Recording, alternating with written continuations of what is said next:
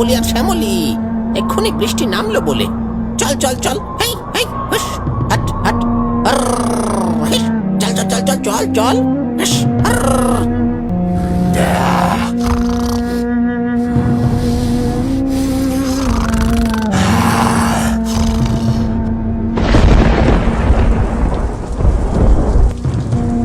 শালা বৃষ্টিটা আর আসার সময় পেল না, থেকে থেকেই বাঁশ বাগানের কাছে এসে শুরু হলো। এবার যে কি হবে, এই বাঁশ বাগানের মধ্যে এবার তো হাঁ করে দাঁড়িয়ে থাকতে হবে।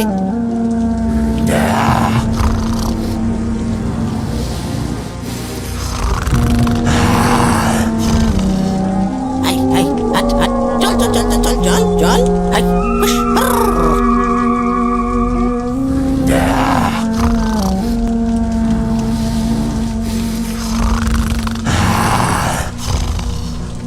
কি ব্যাপার, এই রাতে এই জঙ্গলে কি বৃষ্টিতে ওইভাবে ভিজছে?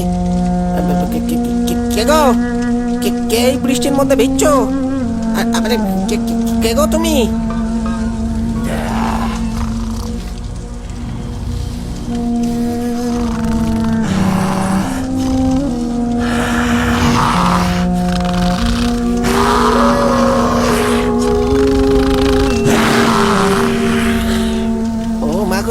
ও মাগো, এই যে ভূত ভূত, ও মাগো, বাঁচাও বাঁচাও, ভূত ভূত।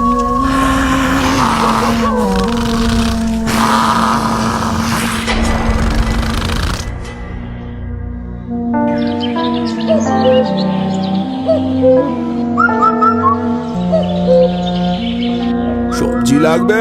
সবজি, মাঠের টাটকা টাটকা সবজি আছে। উচ্ছে, বেগুন, টমেটো, ঢেঁড়স, পটল, নোটে শাক, কলমি। সবজি লাগবে কারোর?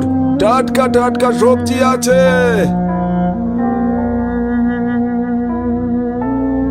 ও বৌদি, লাগবে নাকি?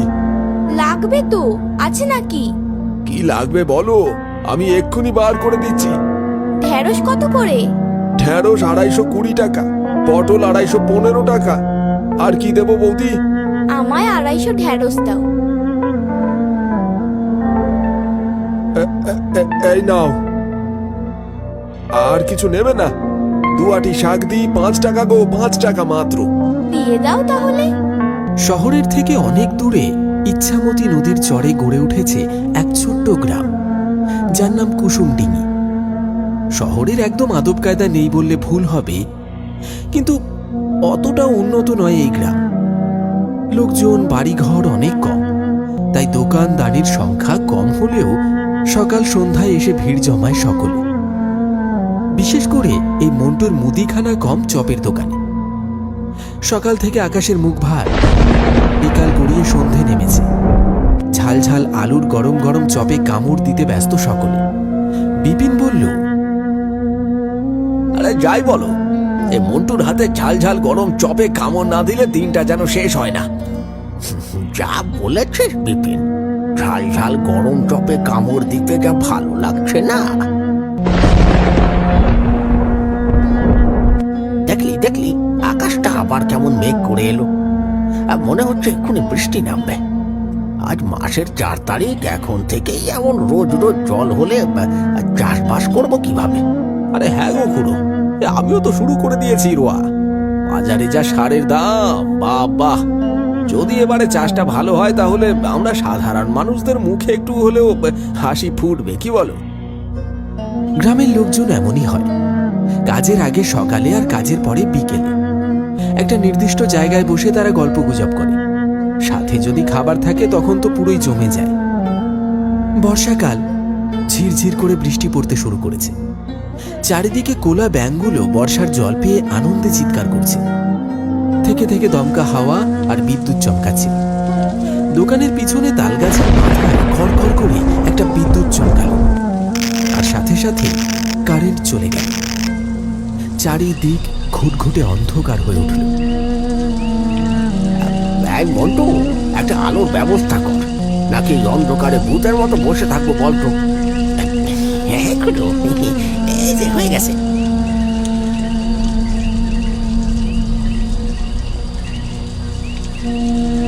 হাতে একটা হ্যারিকেন নিয়ে এগিয়ে এলো মন্টু। দোকানের সামনে একটা বাঁশের খুঁটিতে ঝুলিয়ে দিল আর বেঞ্চের একদিকে জায়গা করে বসে পড়ল। খুড়ো বললেন, কিরে বসে পড়লি যা, কি করবো খুড়ো এই অন্ধকারের মধ্যে? আজ তো আর নতুন কোনো খদ্দের আসবে না। তুমি বরং আজ একটা ভূতের গল্প বলো, এই বর্ষা রাতে অন্ধকার একেবারে জমে যাবে। এই বুড়ো বয়সে আর গল্প বলতে পারি? না না খুড়ো, ওসব বললে চলবে না। মন্টু ঠিক কথাই বলেছে, একটা ভূতের গল্প বলো, সময়টা কেটে যাবে। সবাই জোর করাতে খুড়ো আর থাকতে পারলেন না। গল্প টল্প আমার দ্বারা হবে না, তবে একটা সত্যি ভূতের গল্প বলছি শোন। তখন আমি অনেক ছোট, বাবার সাথে রোজ নানান গ্রামে গ্রামে মেলায় যেতাম আর সেখানে দোকান করে কাপড় জামা বিক্রি করতাম। সেই রকমই একদিন পাশের গ্রামে ধোলপুকুর মাঠে মেলা হচ্ছিল। যথারীতি আমি আর বাবা দোকান করে কাপড় জামা বিক্রি করছি।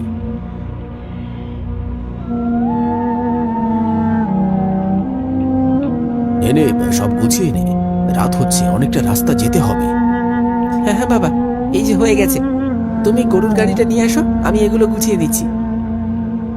বাবা তখন গরুর গাড়িটা আনতে গেল আর আমি এদিকে কাপড় জামা গুছিয়ে বাঁধা ছাড়া করছি। বেলার মাঠ ফাঁকা হয়ে গেছে, আর কেউ নেই, শুধু কটা রাস্তার কুকুর খাবারের খোঁজে এদিক ওদিক করছে। বাকি যারা দোকান দিয়েছিল সবাই একে একে চলে যাচ্ছে। বাবা গরুর গাড়িটা নিয়ে এলো। নে নে, তাড়াতাড়ি জিনিসপত্রগুলো গাড়িতে তোল, সবাই যে চলে গেল, আমাদেরও বেরোতে হবে। হ্যাঁ হ্যাঁ বাবা, একটুখানি দাঁড়াও, সব তুলে দিচ্ছি। যথারীতি সবকিছু গুছিয়ে আমরা গরুর গাড়ি করে বাড়ি ফিরছি। সবাই যে যার বাড়ির দিকে রওনা দিয়েছে। ধোলপুকুর মাঠে মেলা হচ্ছিল 7 দিন ধরে, আজ তার শেষ দিন। আমাদের গ্রামের পরের গ্রাম ধোলপুকুর, ওই মাইল 2-3 রাস্তা। আমি ভিতরে বসে আর বাবা গরুর গাড়ি চালাচ্ছে। সারাদিন খাওয়া দাওয়া ঠিক করে হয়নি, জোর জল তেষ্টা পেয়েছে, তাই আমি বললাম, বাবা, ও বাবা, বলছি কোনো পুকুর দেখে গরুর গাড়িটা একটু থামাও না, খুব জোর জল তেষ্টা পেয়েছে। এখন কোথায় জল পাবো রে? আর একটু সহ্য কর, এক্ষুনি ঘরে পৌঁছে যাব। আচ্ছা ঠিক আছে। বলছি, কাল শিমুলতলি হাটে যাবে নাকি? যাবো তো বটে, তোর যদি শরীর খারাপ লাগে তাহলে কাল একটু আরাম কর। পরশু থেকে বাদামপুরে মেলা শুরু হবে, টানা 1 সপ্তাহ ধরে। হ্যাঁ, কদিন ধরে ঠিক করে ঘুম হয়নি। কালকের দিনটা তুমি একটু সামলে নাও, আমি পরশু থেকে যাব।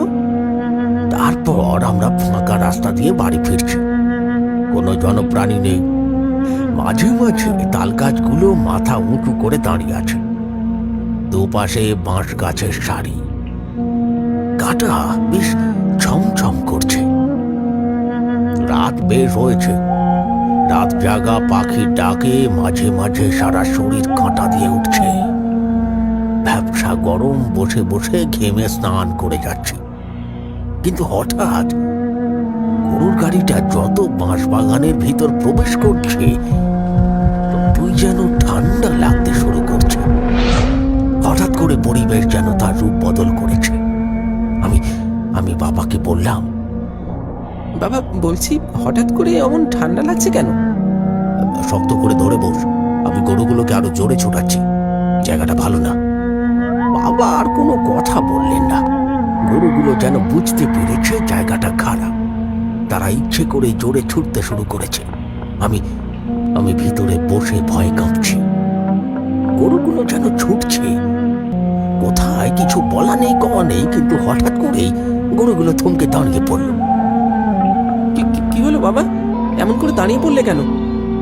বাবা কোনো উত্তর দিলেন না, শুধু মুখে হাত দিয়ে চুপ থাকতে বললেন।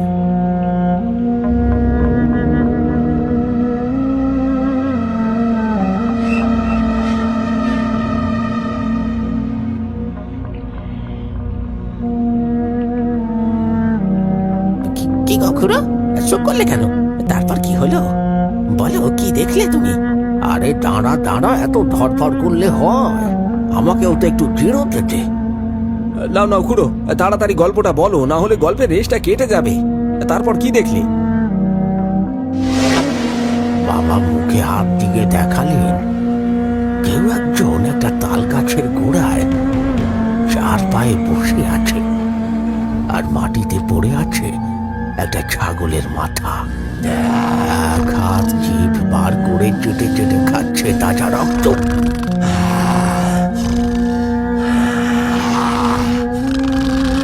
ভয়তে গরুগুলো চিৎকার করতে শুরু করেছে। আচমকা এই দৃশ্য দেখে বাবা একটু ভয় পেয়ে গেছে, কি করবে বুঝতে পারছে না। গরুগুলো চিৎকার করে চলেছে, তখনও সেই পিশাচ এক মনে চেটে চেটে রক্ত খাচ্ছে ওই ছাগলের কাটা মুন্ডুটা থেকে।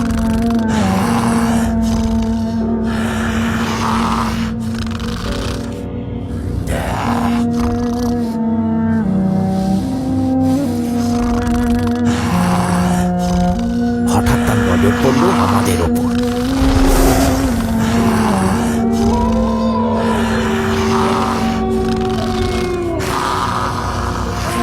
বন্ধুটা কাউকে কামড়ে উঠে একটা চোখে তাকিয়ে আছে গরুগুলোর দিকে।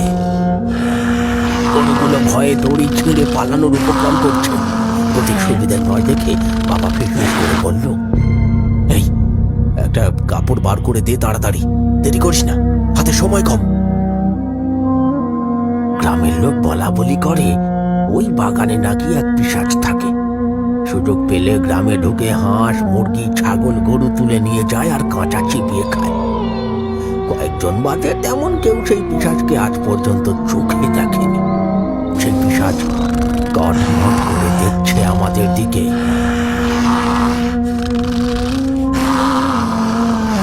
আর এক মুহূর্ত দেরি না করে কাপড়ের পুঁটুলি খুলে কয়েকটা নতুন জামা কাপড় বার করে বাবার হাতে দিলাম। সেই পিশাচ গর্জন করতে শুরু করেছে। বাবা গরুর গাড়ি থেকে লণ্ঠনটা নিয়ে কাপড়গুলোতে আগুন জ্বালালো। সেই আগুন দেখে পিশাচটা আরো জোরে চিৎকার করতে শুরু করলো।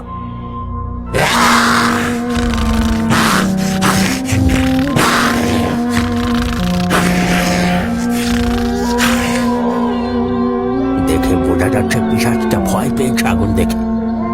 তখন বুকের ভেতরটা ঢিপ ঢিপ করছে আমার আর বাবার। আচমকা সেই পিশাচটা ছাগলের মুন্ডুটা মুখে নিয়ে ঝাঁপিয়ে চলে গেল।